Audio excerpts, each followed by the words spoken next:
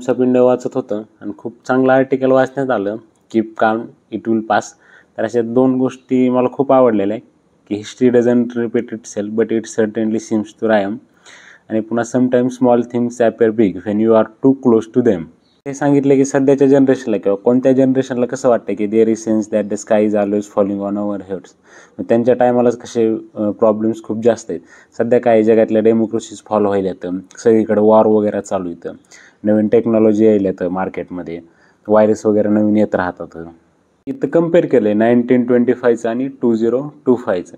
तर त्यांनी सांगितले म्हणजे आत्ता सध्या if the digital frontier today, आज जर AI आणि बायोटेक असेल तर 1925मध्ये काय होतं, स्टीम शिम होते, रेल्वेज होते, इलेक्ट्रिफिकेशन आणि telecommunication.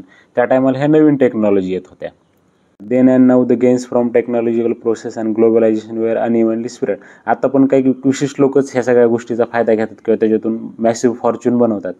Massive fortunes were made from colonial plunder, monopolies were based on resource extension, industrial innovation आणि इन्फ्रास्ट्रक्चर.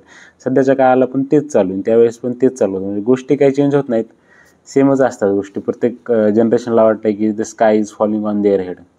तर खूप भारी होतं article, keep calm it will pass. आपण समजा 2020मध्ये कोविड बघितलेला, तर 1920ला स्पॅनिश फ्लूची साथ आलेली त्यावेळेसमध्ये.